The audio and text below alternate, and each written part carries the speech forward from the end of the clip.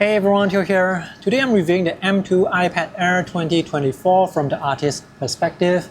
First of all, a disclaimer, this is not a sponsored video. I have purchased this tablet for review purposes, and after the review I'll be returning this because I already have an iPad Pro. Today I'll be urban sketching at Admiral Hill, where I'm at now. So this is a quiet and quaint neighborhood that's surrounded by the busy shopping district of Orchard Road here in Singapore. This area has many old and beautiful shop houses, which I believe are under conservation status, which means they cannot be demolished to build more shopping centers or public housing or condos. I enjoy urban sketching, which is basically sketching outdoors on location, and usually I have either my watercolor sketchbook or a tablet.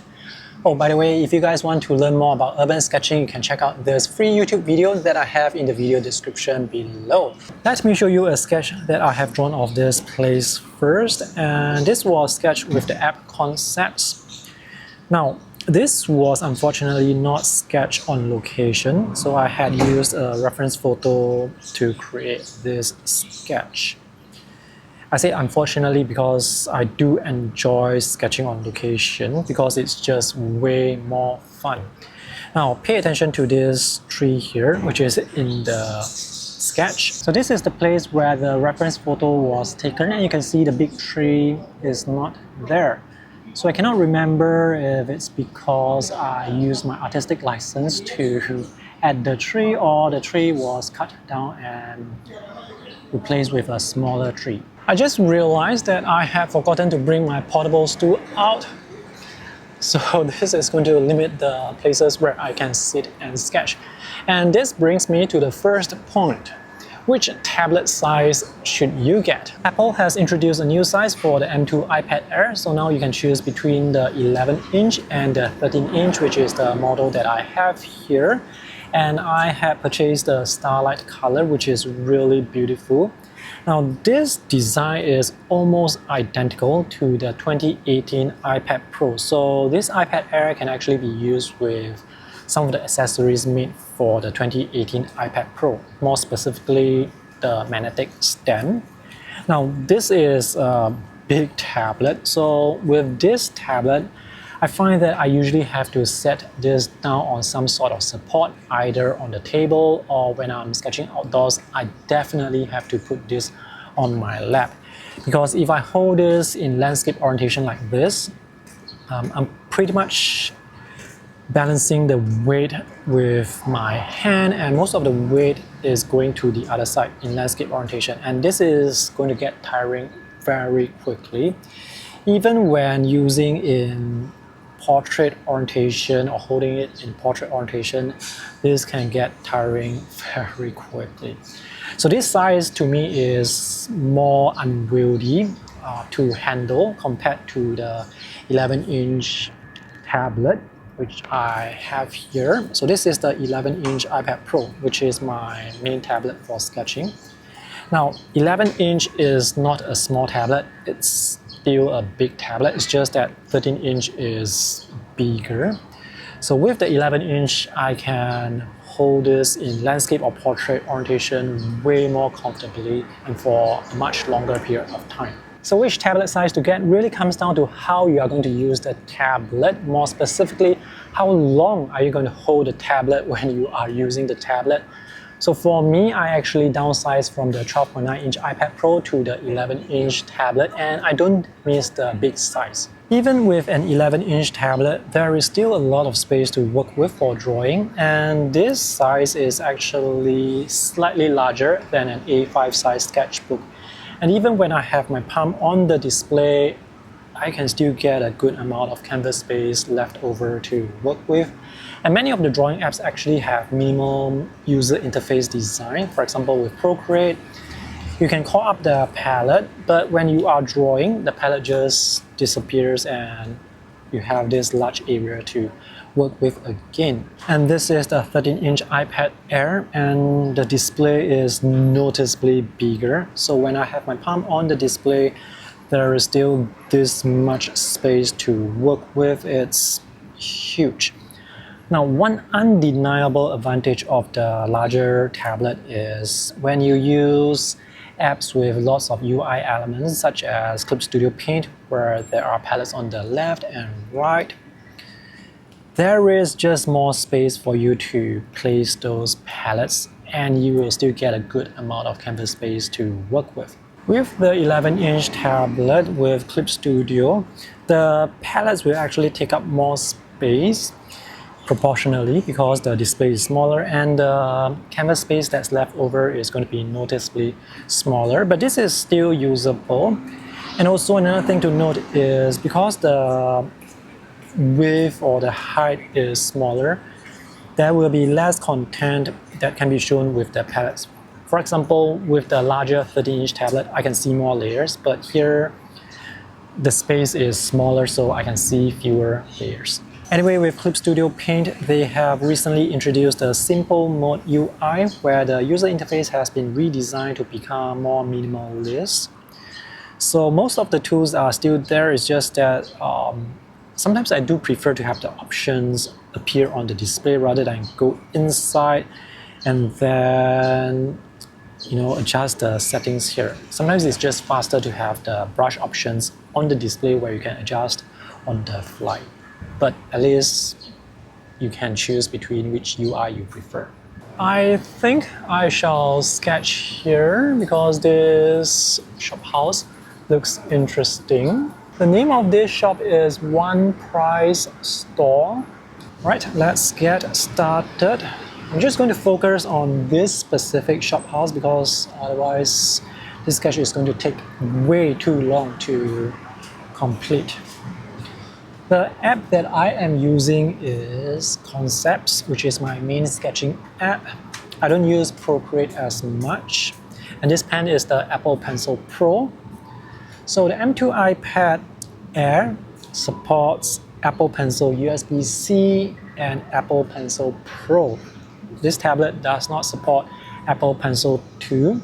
So if you're upgrading from an older tablet, make sure you buy Apple Pencil Pro. Do not buy Apple Pencil USB-C because that is not a good pen for artists for drawing.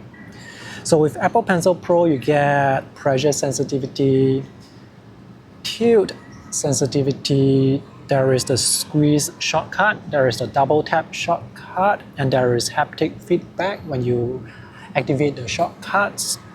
I actually do not use the shortcut features. I have disabled the squeeze and the double tap because I find that I activate them too often. Yeah, so even when I'm drawing right now, I know that I am activating some of those shortcuts because the haptic is telling me that I have activated those shortcuts. So it's going to be quite irritating when the shortcuts happen, but you don't want them to happen. And because you can attach the Apple Pencil to the side of the tablet for charging and pairing, the Apple Pencil Pro will always be charged at 100%, so you don't have to worry about the pen running out of battery life while you are drawing. The reason why Apple Pencil 2 cannot work with this tablet is because there is a landscape camera here, and Apple Pencil 2's magnets just doesn't align with the magnets here, which is why they created this new pen. Now the pressure sensitivity for this pen, the Apple Pencil, has been fantastic since there is the Apple Pencil, since the early days with Apple Pencil version 1. Initial activation force is low, so thin lines can be drawn very easily even with a thick brush selected. So this is how thick the brush is. Next, let's talk about the display. So this is an IPS LCD display with brightness up to 500 nits, which is very bright. Right now I'm seated under the shade and this is very good contrast. I can see very clearly what's on the display. And this is running at maximum brightness because it's a pretty bright day. Later when the sun comes out, I will bring this tablet out under the sun to let you guys see how the brightness performs under the sun. You can still see quite clearly what's on the display even under the sun. It's just that after a few minutes of use under direct sunlight, the display will dim because of overheating. So it's best to use this tablet under the shade, like where I am at right now.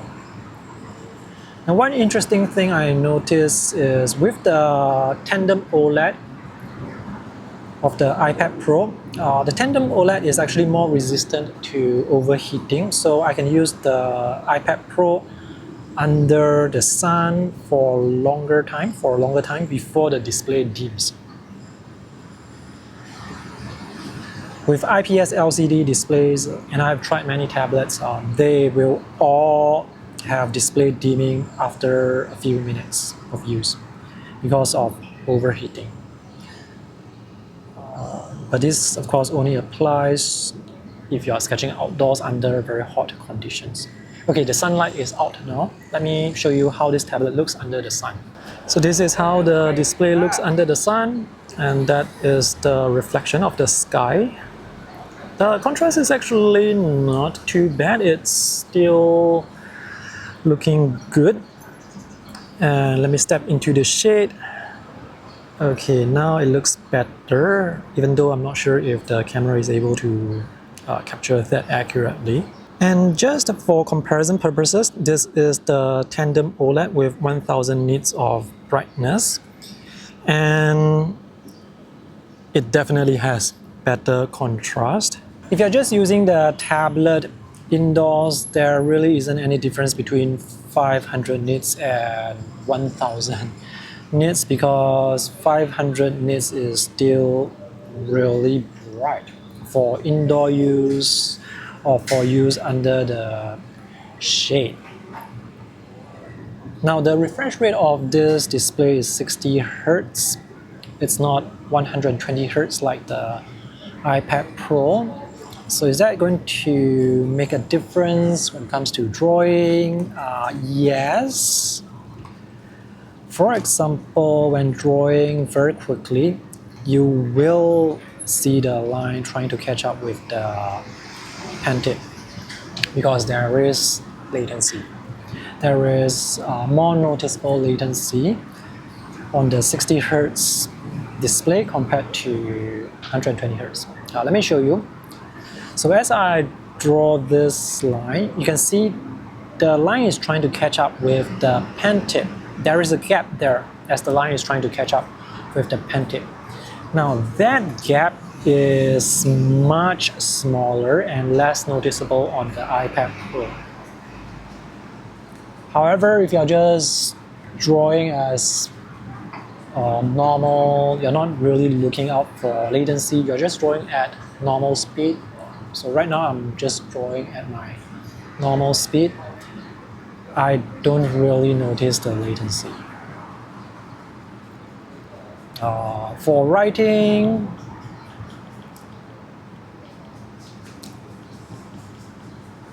looks alright. There is latency if you are looking for it, but for writing and for drawing, it looks fine to me. It feels fine to me. Yeah. So having 120 Hz is nice, but not having it is, in my opinion, not a deal breaker. Especially if you have to spend like a lot more money to buy the iPad Pro. And this is where I have to talk about pricing because the iPad Pro is very expensive. The 11-inch iPad Air starts at $599 US, and you only get 128 gigabytes, which I feel like it's not quite enough for creating art. So chances are you will have to upgrade to the 256 gigabytes model, and that is US $699 for the iPad Air. For the iPad Pro with similar storage capacity, it's $300 US more. So that is quite significant. And if you compare the 13-inch iPad Air with the 13-inch iPad Pro from 2024, the price difference is at least $400 US. So the important question is it worth the money to spend the extra 300 or 400 US to buy the iPad Pro? This is a difficult question to answer. So the main differences between the iPad Air and the iPad Pro are the iPad Pro has 1000 nits of brightness for the display. The iPad Pro has 4-way speakers. For the iPad Air, you're going to get 2-way stereo speakers, and the speakers are here at the top.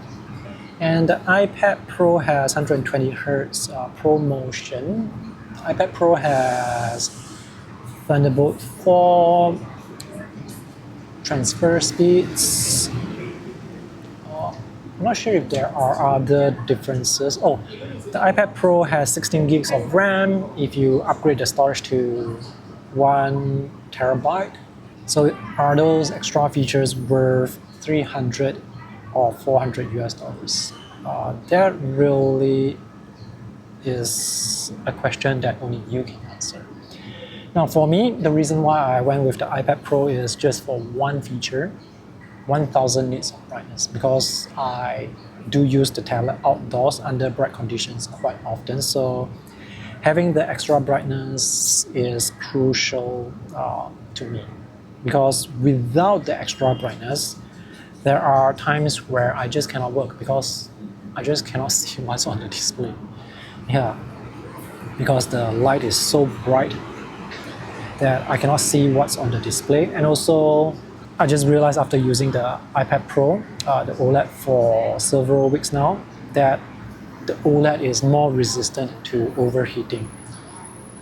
And when the tablet overheats with the LCD display, the contrast is reduced and it's very difficult to see what's on the display.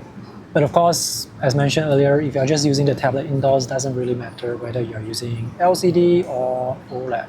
Another advantage of the OLED is you get true HDR effect. So if you watch a lot of HDR content, then I'll say it's worth getting the OLED just to watch those HDR movies. The other tablet that provides way more value than the M2 iPad Air is actually the M2 iPad Pro refurbished. So if you can find a refurbished model for the M2 iPad Pro from 2022, the price difference of that tablet, that refurbished tablet, versus the M2 iPad Air is just less than 100 US.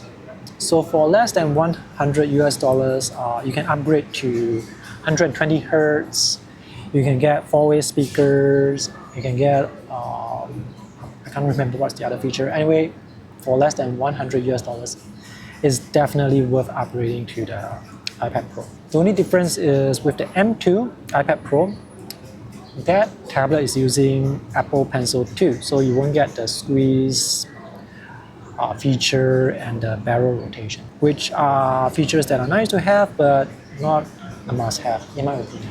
At least for the type of work that I create, because my art is mostly based around line art, so I don't really need barrel rotation, and I don't really use the shortcuts.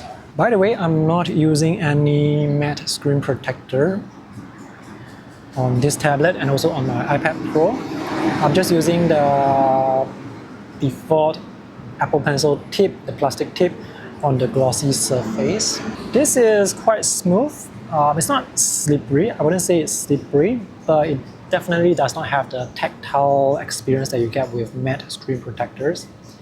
And the reason why I don't use matte screen protectors is because when drawing under bright conditions, the matte screen protector is going to diffuse the reflections to make this whole thing white. And it's going to be too glaring, too blinding for me to see what's on the display, which is why I stopped using matte screen protectors. And I have already gotten used to drawing on the glossy glass, and it feels alright. You just need to take some time to get used to that. I guess with the matte screen protector, you also get additional control so that you can draw more accurately because there is more texture. Hence, you will get more control with your pen on the drawing surface. There are actually matte screen protectors with better anti-glare. It's just that I don't want to spend like so much money to buy so many matte screen protectors to find the one that is actually good enough. So I'm just gonna stick with the glossy display. And also the anti-reflective coating on the tablet actually works pretty well. You can see the reflection of the sky, yes, but you can still see the content on the display. So this to me is pretty good. With a matte screen protector, I will not be able to see anything. And again, that applies when you are working outdoors under bright conditions. If you are working indoors, matte screen protectors work fine. Okay, so this sketch is almost done. Okay, notice as my pen is close to the surface of the display, there is the cursor. So this is Apple Pencil Hover, which was introduced with the M2 iPad Pro. So now with the Apple Pencil Pro, you also get this feature. It also has this feature. Let me just move this up here. Okay. So this is one thing I like about concepts because you can move objects to different places. When drawing, it doesn't really matter whether you are working on a 60 Hz or 120 Hz display because, I mean, how do you see the difference between 60 versus 120 Hz while you are drawing? And also when zooming in and out, the animation looks fluid enough. So again, 60 versus 120 Hz doesn't really matter. Let me switch to a different color.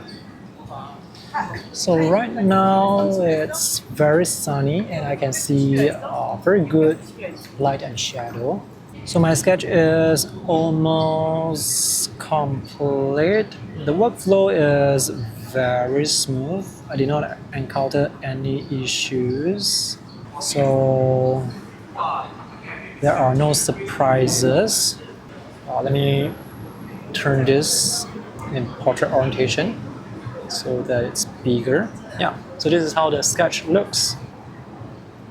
I think it looks fine. If this is going to be the first iPad that you buy for creating digital art, just know that there are many wonderful drawing apps available from the Apple App Store, such as Procreate, which is probably the most popular drawing app on the iPad. There is also Clip Studio Paint, which is the desktop version ported over to the iPad. There is Adobe Fresco, MediaBank Paint, MediaBank Paint Pro, there is Paint Storm, Art Studio Pro, Infinite Painter, Sketchbook, and for sketching there is Concepts, and for graphic design work there is Adobe Photoshop, Affinity Photo, Adobe Illustrator, Affinity Designer. So there are many visual content creation and drawing apps available. Alright, the last thing I want to mention is battery life. This tablet has 6 hours of battery life at maximum brightness and up to 9 hours with 50% brightness, which is still quite bright, so the battery life for this tablet is really good. Another thing I almost forgot to mention is the M4 iPad Pro with the OLED display has pulse wave modulation, so people with sensitive eyes may be affected by that. And this is IPS LCD, so you won't have those issues with pulse wave modulation. And lastly, to conclude, is this worth the money? I would say it's worth the money. However, if you can stretch your budget slightly, I would recommend you get the refurbished 2022 iPad Pro because for an extra US $100, you get Face Unlock instead of Touch ID Unlock. You get 120 Hz refresh rate. You also get 4-way speakers, Thunderbolt 4, USB-C transfer speed, and there is also the extra ultra wide angle lens, which you may or may not use. Alright, so I believe I have covered everything I wanted to say about this tablet. If you guys have other questions regarding this, let me know in the comment section below. And if you want to check out my full artist review for the M4 iPad Pro, the link is in the video description below. So thanks for watching. See you guys in the next video. Bye.